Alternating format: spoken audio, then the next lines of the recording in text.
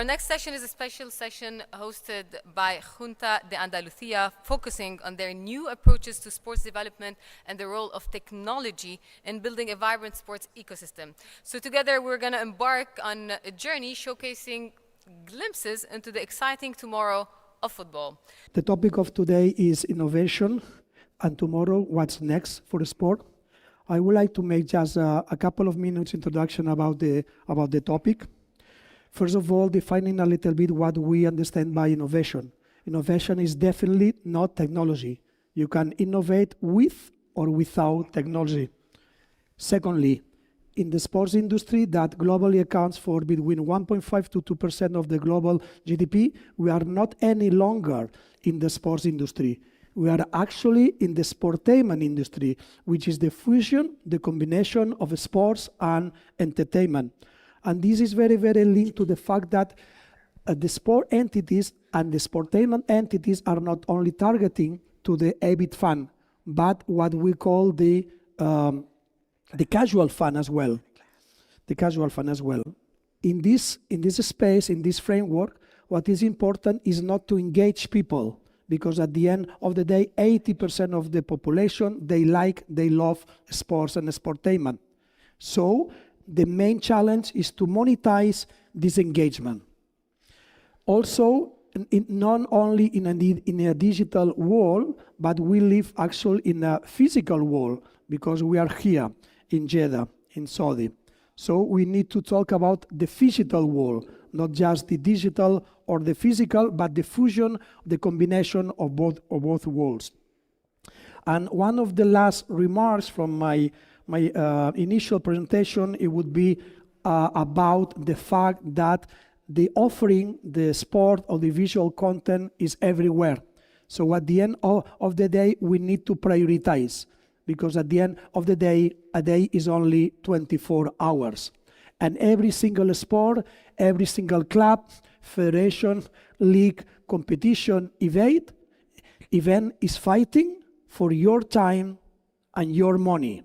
So they need to compete. So the fragmentation of the content is also something that we are going to talk today in this panel. And the last remark would be about professionalization. As the sports industry and the sport entertainment industry is growing and growing, so is the professionalization of all the talent of people that are involved and pushing the sector to move forward. So after this initial presentation, it is my honor to introduce every single member of this distinguished panel, starting by José María Arrabal, General Secretary for Sports at Junta de Andalucía in Spain, beautiful region. He studied economics and business administration at the University of Malaga. Also, he has studies from ISM, Columbia Business School, Harvard Business School, and San Telmo Business School. And he used to work at, among other, New Jersey Nets, NBA, the NBA itself, Real Madrid, Málaga Club de Fútbol, Media Pro, La Liga, and since 2019, he works at the Junta de Andalucía as General Secretary for Sports. So it's a great pleasure to have you here with all of us, José María. I'm going to introduce David and then Rafael, and then we are going to start with you with the initial question and the video. Second, we have David Hernando, Head of Strategy at Sport Boost, as well as General Sport Manager at 380 AMK. He studied Marketing and Business at ESIC. Also, he has a Bachelor of Business Administration at Copenhagen Business School, and he used to work at firms and companies such as Orangina Sweps, The Best of You Sports, and recently at 380 AMK. It's a great pleasure to have also you here with all of us, David. And last but not least, Rafael. He's substituting José Ángel Mayayo, who is sick. Rafael Navajas, he's the Business Development Manager at Interactivity, and he studied engineering at the Córdoba University, which is part of Andalucía. It's a great pleasure to have you here as well. Thank you. Rafael. So, Jose Maria, let's start with you talking about the main challenges of the sports industry moving forward from an innovative perspective, meaning technology as well as non-technology. But before your initial speech and presentation, I would like to share with the audience a video that you put together. Please, video. Thank you. This is not an ad. It's a warning. I know a place that will break you into 1,000 pieces, that will enter through those cracks and will stay and live in you. Run. Run. No, better stay in Manhattan. Get an apartment in Berlin. Stay away from them. Stay away from Lorca, Paco, and Picasso. Don't ask about Lola. Don't listen to the poets who have been here. Ay, Caballo Grande. Ay, Dolor de Nieve. Ay. But in spite of everything, it occurs to you to visit Andalucía. Don't say I didn't warn you. Be careful of the Andalusian crush.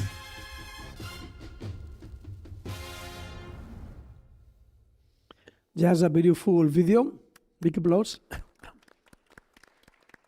Well, thank you so much, Carlos, for your kind introduction. Masah al-Khair, good afternoon, everyone. It's really a pleasure and an honor to be part of this panel in this beautiful country of Kingdom of Saudi Arabia, which I cherish and admire and respect so much. In front of so many friends, I truly treasure, respect, admire, and learn so much with, and especially being part of a panel together with two young Spanish companies, which I know, and I'm lucky because I have had the chance to share many experiences with them. It's really an honor.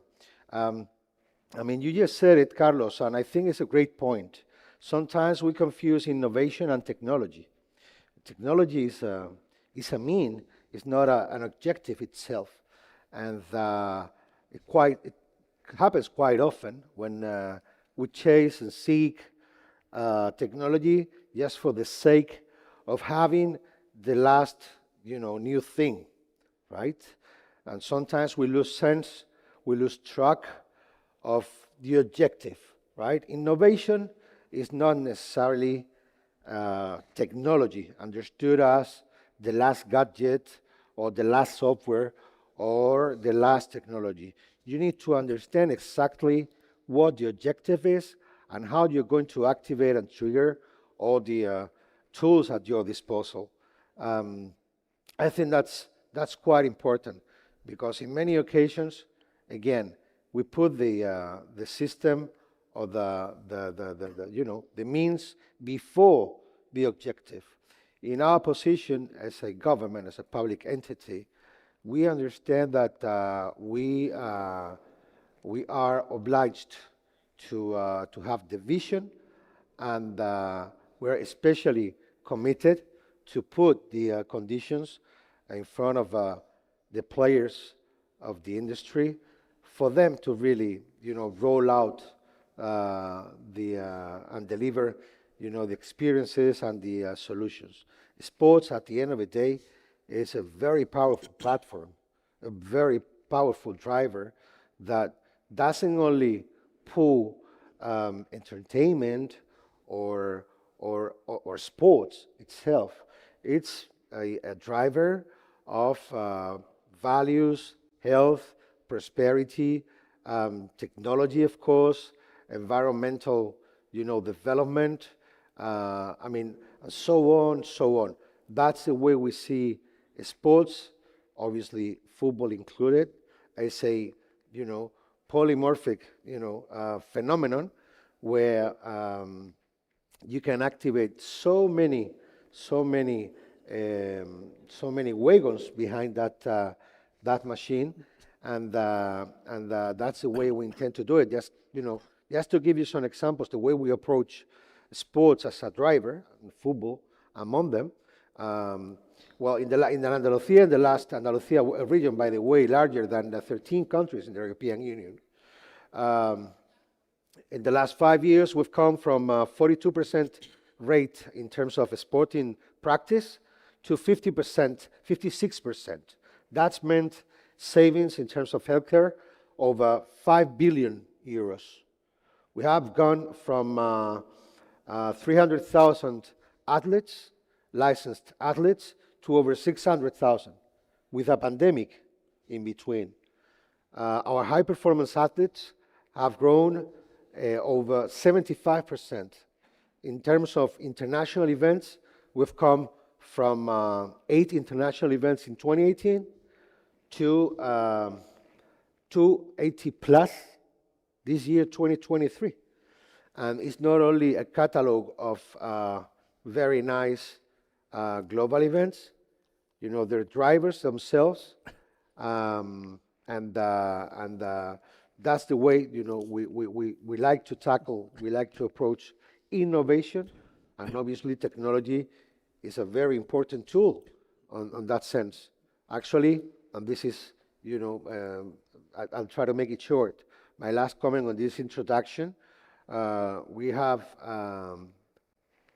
blessed because we have so many companies, startups on the technology side of things in our country, but also in our region in Andalucía, such as Rafael's and José Ángel's, very talented, and as a government, we intend to put together all the conditions for Andalucía to become a reference worldwide on sports tech.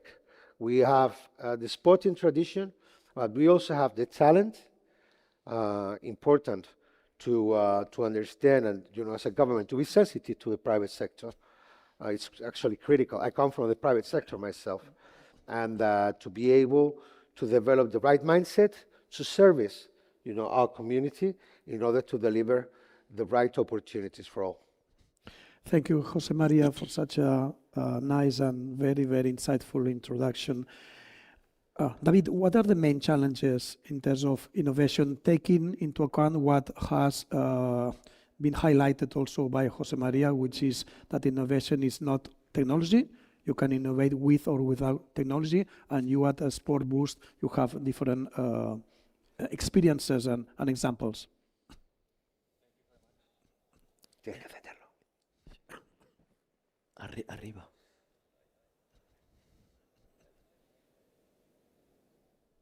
No.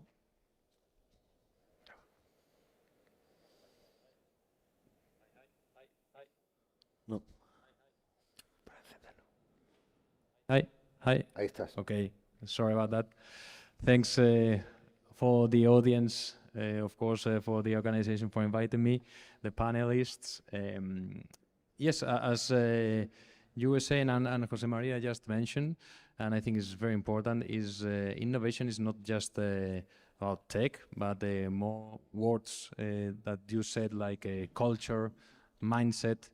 And talking about that, I think in sports, in football, some of the main challenges might be those, no?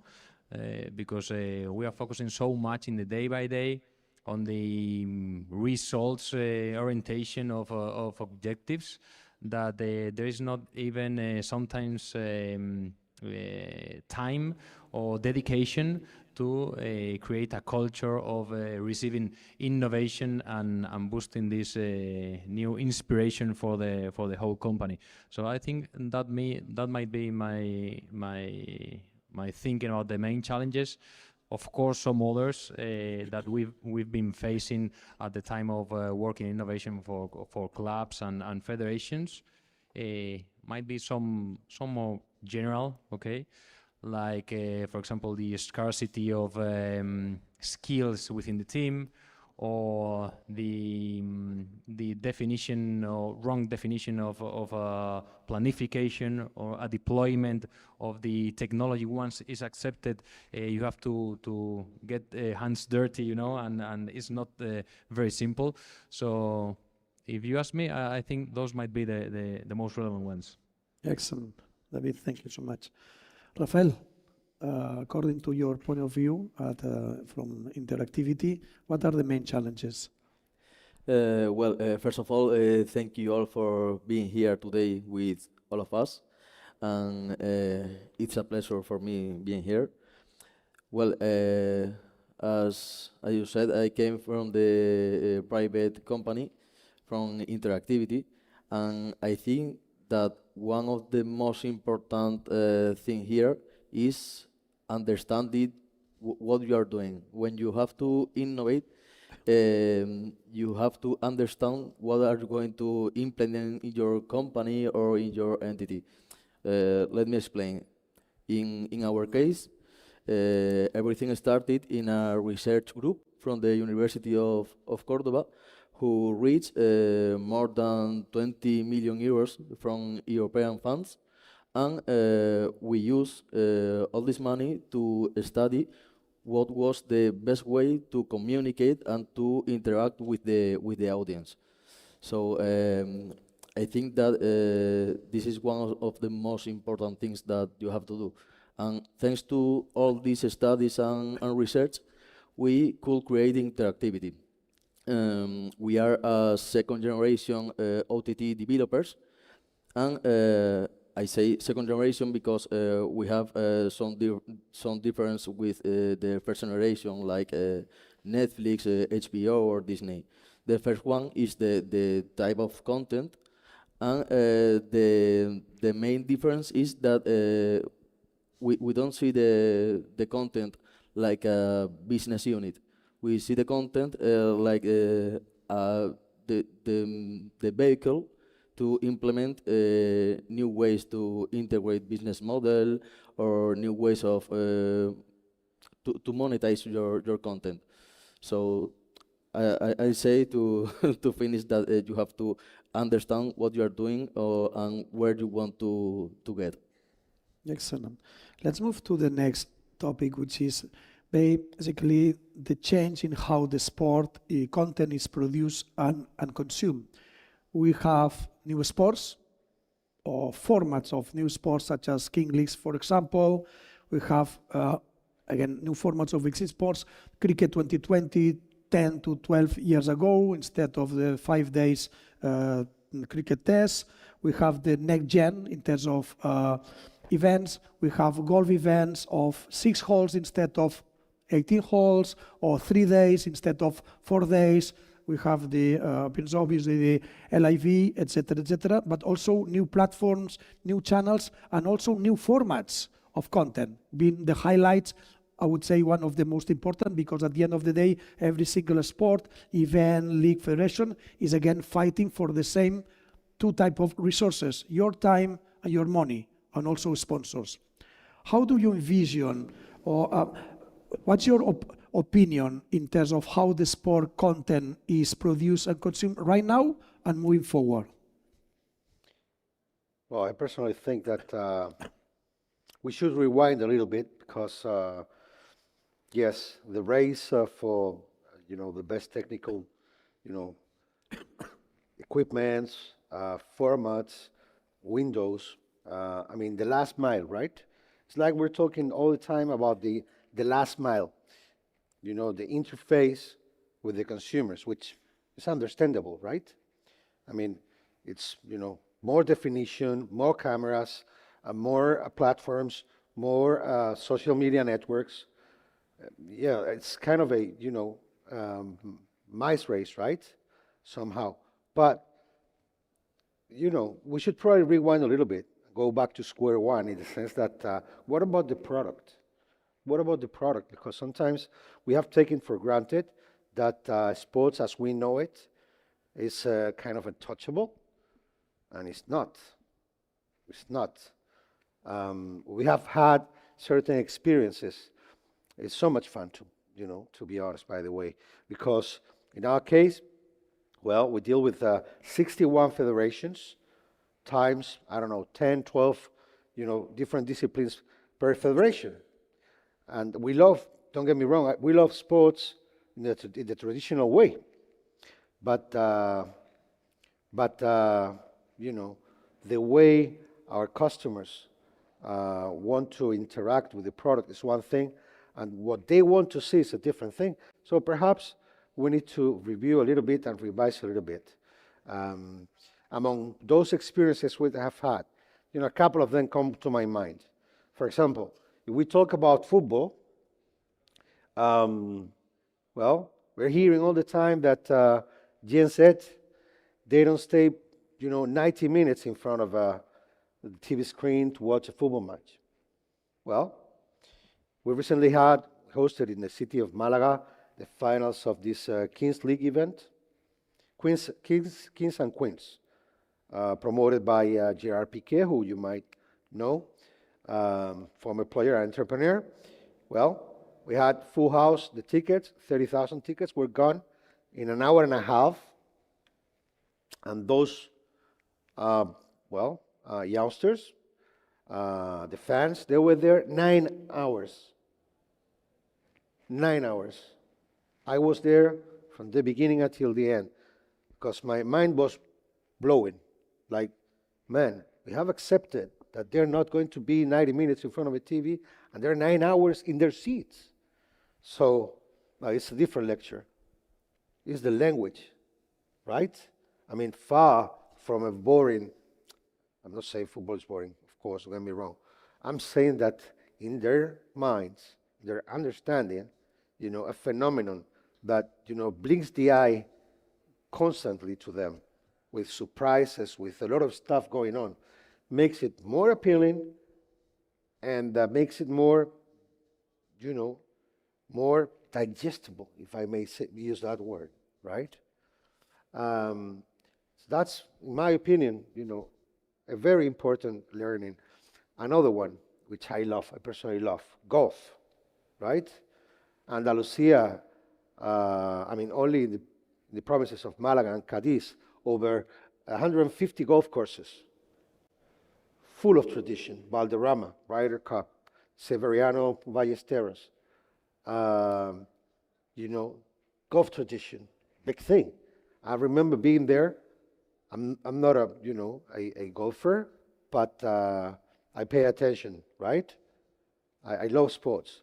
So I remember being there for certain golf events, and if you're, speaking, even, chit-chatting with someone while they tee off, they you, like the traditional golf. Leaf golf.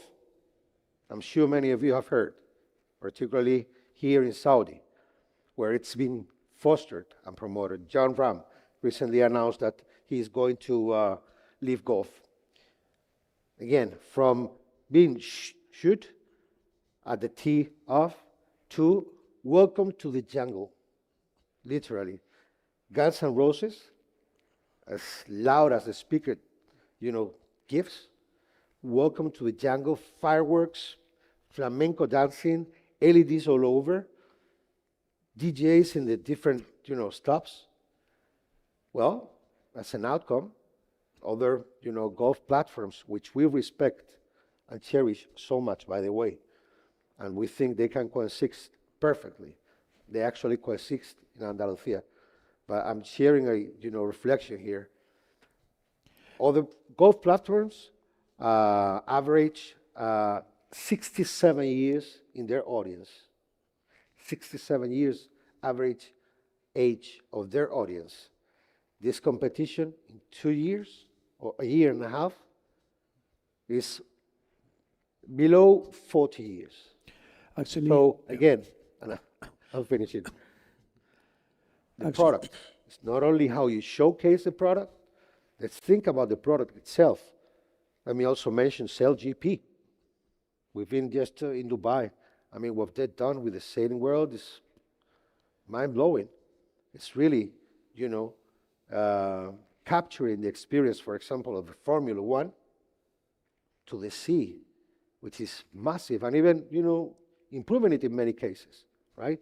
So we have plenty of examples, and the good news is that the opportunity is there for those with the courage to not to take things for granted and to do the right reflection. Actually, you have mentioned golf, and we can mention that two of the most successful traditional golf events are the Ryder Cup and the Solheim Cup, mainly because they are allowed to shout and to express their feelings as players play. And another example is hole number, I think it's 16 or 17 at the Waste Management at Arizona, when they actually built a stadium around the par 3, and this is the only hole where the crowd can cheer and drinks and whatever they want. And this is a great, great experience in comparison to the very, very quiet rest of the 70 holes of the tournament. David, I think that you have also your own opinion and some examples to share with the distinguished audience as well. Yeah, comes to my mind two examples that we've been living in recent past in the agency in 380 MK, because we manage top athletes like Iker Casillas and his business development, and also his franchise in Kings League. So we live from the inside. How is the managing all this fan base, the Gen Z, people that is demanding a different thing, absolutely different. All the programs that we have to create during the week with the integration, for example, of the casters. You were just mentioning how is the putting the feeling in the broadcasting during the competition. You have the access to Iker Casillas himself, in the table commenting all the different things that are happening in the field. And I think that He was one of the referees in the event in Malaga. Sorry? He was one of the referees. Yes. He was one of the referees in the event in Malaga. That's fantastic because he's so committed with this that he's playing different roles. He's a caster, but he can be the referee. He can be a new fan, of his team or another team. So I think what it's make really powerful, the concept, is that is live, and every week we receive like new ruling or new concepts that they want to integrate in the match. So I think that's as a concept, I think is very nicely done. And the other example might be paddle. We manage one of the top guys in the tour, Ale Galan, and we also work with several paddle brands. And it's fantastic how the sports has increased in the last years for the users, because and it's not something that I think comes from the professional world that then goes to the amateur, but it goes the other way around, in the pyramid. So it's been much more accessible. It's sports that is very social. So this, I think, as we are all talking about innovation here, is not just putting tech inside the sports, but thinking out of the box. Once you are playing the game as in a professional tire or maybe in the amateur one, I think there's room for making new things happen.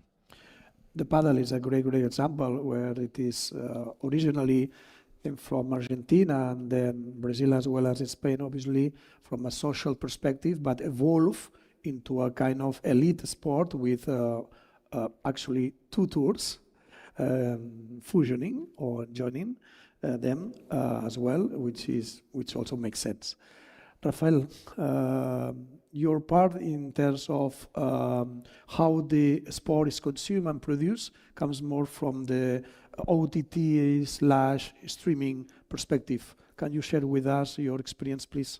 Well, for me, it's you said the word evolve, and to continue with this, I'll say that it's really important to remember.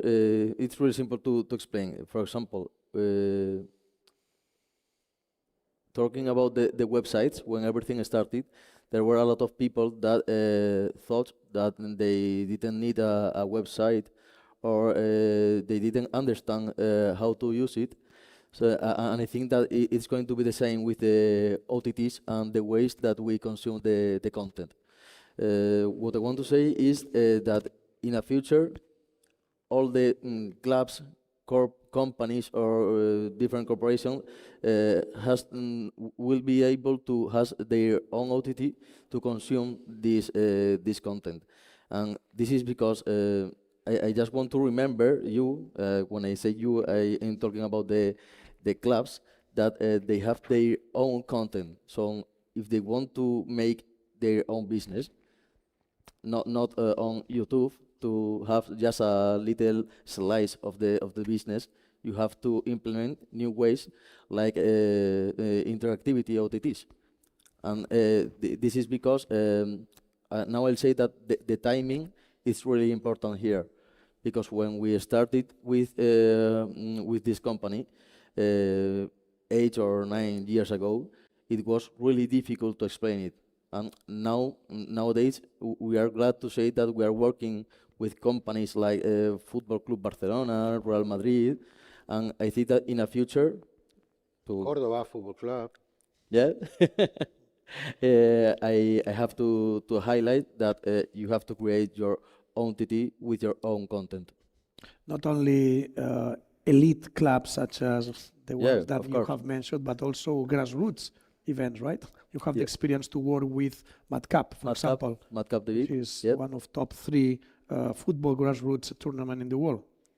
Right. of course. And as I said, it's not only about football. We are in the World Football Summit, but we work with companies like Iberdrola, Cepsa. This is why I told that we want to democratize the OTT market. Excellent. Let's move to the next section or topics. We have discussed a little bit how the sport is consumed, produced and consumed, taking into account that we only have 24 hours, and this is a limitation, a clear limitation, and everybody is fighting for the same amount of money and amount of time of the audience. Let's talk about the innovation hubs, innovation centers, or whatever it is they are called, from little clubs, from leagues, from federations, and even from destinations. This is one of the way in order to put together all the elements and tools in order to facilitate the ideas to be implemented. Sometimes are helped or assisted by public administrations, such as Andalucía, such as in other countries, Andorra, Singapore, etc., etc., etc. In some other cases, these processes are led by clubs or federations or leagues. What are the main trends and opportunities, and how do you work in this space, the innovation hubs or innovation centers? Well, again, I mean, I think it's important to have a clear picture on the roles. On the roles every party is going to have, because when we think about a hub, we instantly think on a certain physical location. But more than a certain physical location, I think that it's a right framework, the right framework. And obviously, in order to have the right framework, there must be the right mentality, mindset, the right game plan, right? You know, I'm talking as I'm talking as a public entity in this case. The way we approach it hand in hand with our entrepreneurs.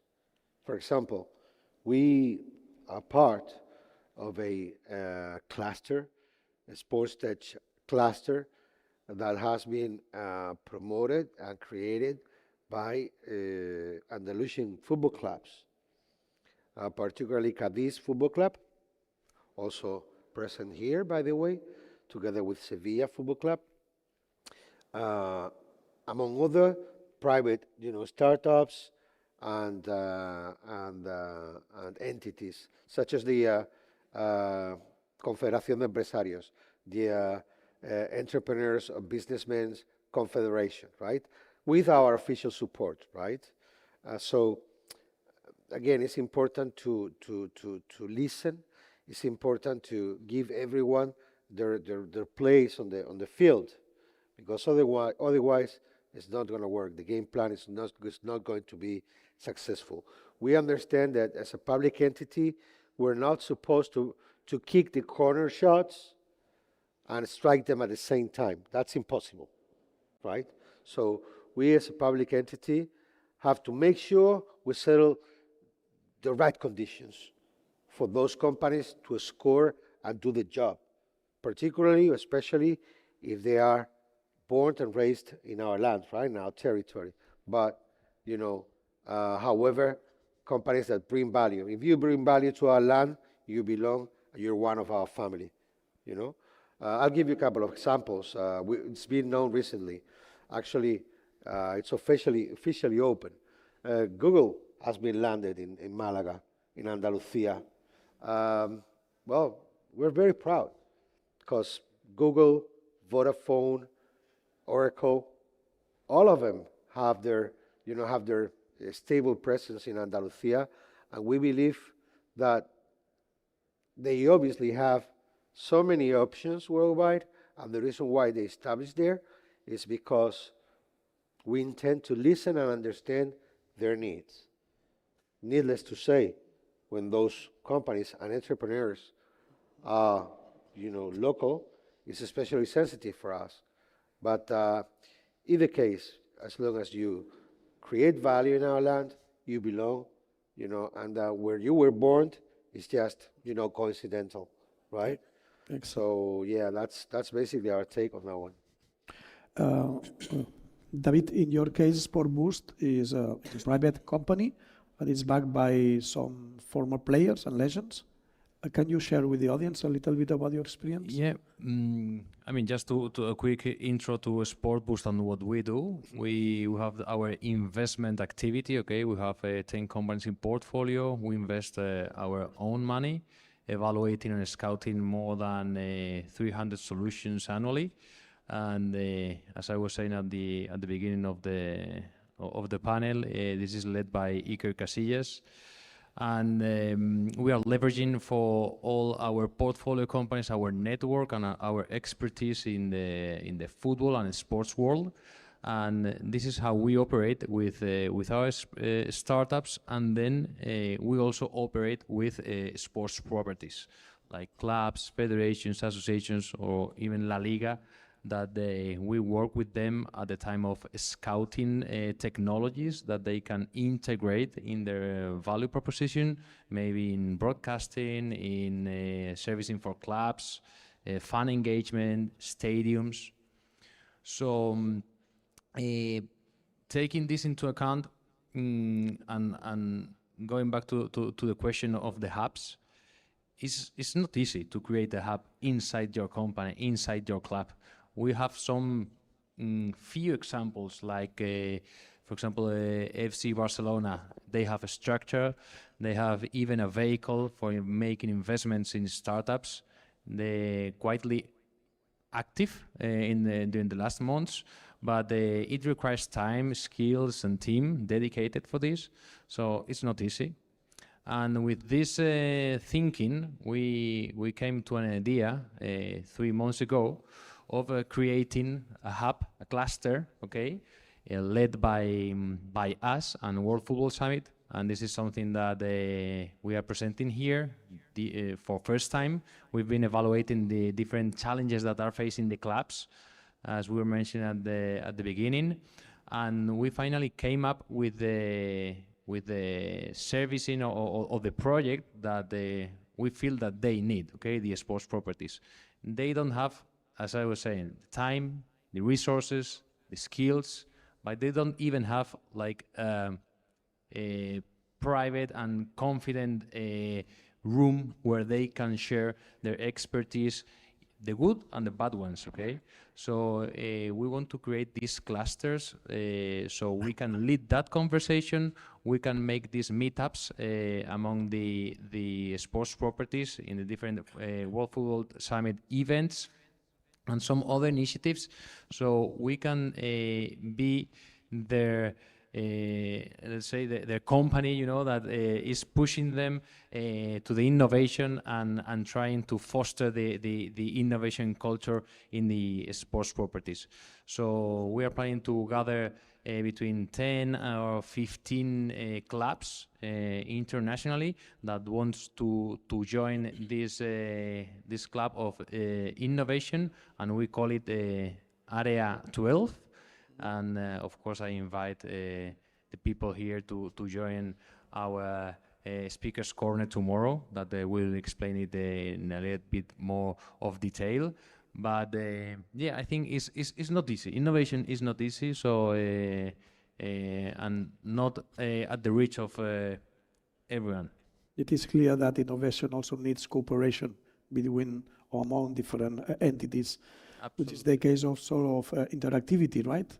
Are you part of any of these hubs, or what's the origin of the company, and how do you envision all this? We collaborate with different programs and incubators, but here it's interesting to say that Interactivity born because of Founder Institute, who is a incubator from Silicon Valley, I think, and Bartos Cañete, one of our CEOs, did the program, and thanks to this, he started thinking about everything, innovation, and thanks to this, Interactivity started. So, and I have to say, now I'm not going to talk about Interactivity, now I'm going to talk about me, because before started working with Interactivity, I was an entrepreneur, and I have to say that thanks to all these type of programs and incubators, you can create incredible teams. And I don't want to say teams like the staff that works in the company. Teams are all your providers, the companies you work with, and also the team you work day by day on your company. Let's talk about briefly about the sport tourism. And basically, this is a question for Jose, Maria. You have different type of sport tourism. Actually, as far as I remember, around 10% of the whole tourist flow in the world is because of sport. Around 10%, more or less. As you know, in life there are only three things: truth, lies, and statistics. So this is a statistic. Anyway, we can consider sport tourist type of events, whether it would be on tour, one-off, or even amateur events. We can consider sport tourists also as events that happens at the destination once you are at the destinations, not being the event, the primarily objective to travel to that destination. We can also consider stage, training camps, etc. Even MICE, meetings, incentives, conference dedicated to the sports industry, such as this one, the World Football Summit in Asia. Andalucía is investing a lot of time and resources strategically in terms of trying to become one of the leading sport tourist destinations in the world. What's the main strategy that you have designed and you are implementing? Well, absolutely. You're totally right. I mean, we intend to see it from different angles, because traditionally there was only one dimension in that sense, and we try to approach it at least in 3 dimensions. But I would say 5 dimensions would define, better our approach. Definitely big events is one of them. 283 events, like I said, of the likes of the Davis Cup finals, to give you an example, quite recent. As many of you might know, the Davis Cup finals are played on a final 8 format, right? This year, Spain was not qualified, and the finals were taking place in Malaga, Andalucía, Spain. Well, I mean, it was full house every day. Full house meaning 60,000 people plus overall along the whole week, including 5,000 Finnish, 3,000 Dutch, 6,000 British. I mean, obviously you need the right infrastructures, but this is the right content in the right place, in the right infrastructures. And obviously the reward is a jackpot. In the last week of November, which is theoretically the worst week of a year for hotels, etc., it was actually full house. Second, I would say, performance, as you said. I mean, hundreds and hundreds of European clubs, and not only European clubs, they spend their winter breaks in Andalucía, where we have dozens of, football training, venues. Well, on the other side, we have, regular sports fans. Andalucía is one of the few regions in the world, I would say, where you can ski in the morning, play golf in the afternoon, and have a swim in the sea, to give you an example. And then also MICE, as you said, World Football Summit, a good experience we have. NBPA, National Basketball Players Association. We organized this tech summit, around a basketball retreat. And last but not least, the possibility and the opportunity to see all those international events as a way to position yourselves. I'm proud to announce you that today it will be known that Andalucía is partnering 4 NBA franchises as partners: Chicago Bulls, Los Angeles Lakers, Brooklyn Nets, and New York Knicks. Okay. So that's in a nutshell, our take on that one. Congratulations. We have only 3 minutes. I'm sorry, but we are shy of time. Just 1 minute each, please, and that's all. We have been talking about innovation with or without technology, new concepts, new formats, new sports, innovation hubs, but at the end of the day, the idea should be implemented in order to really become an innovation. Otherwise, it's just another idea. And in order to implement, you need resources, you need processes, you need people. What's your say in terms of how important are people in the process to implement ideas, which means to create, generate innovation? 1 minute each, please. Maybe Rafael can start. 1 minute, 1 minute, 1 minute, and it will be the end of the session. Okay, so in 1 minute, I will say that people is everything, because, for example, when you are talking about investing in a company, you are not investing in the idea or the innovation.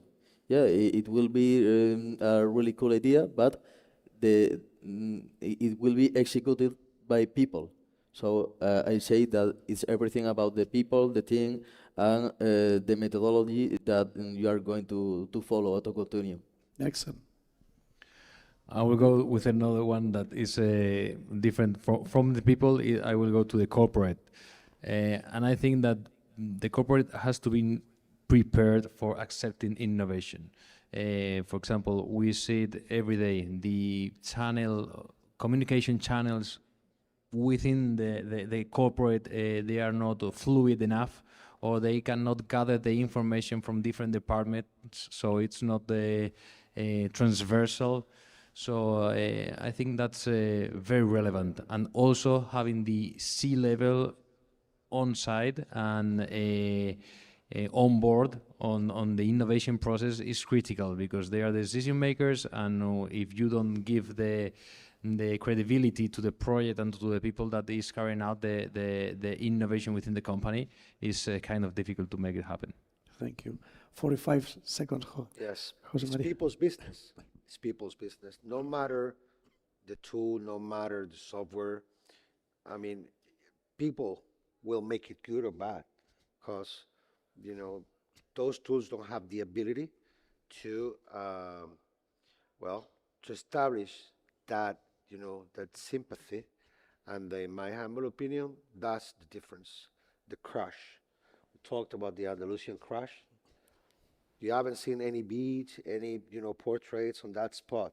It's about the emotional crush. That will always make a difference, and that's the way we see it. Good. So the panel has come to an end. Thanks indeed. Shukran, Rafael. Shukran, David. shukran, Jose Maria, shukran, all of you. And please join me with a big, big round of applause for the panelists.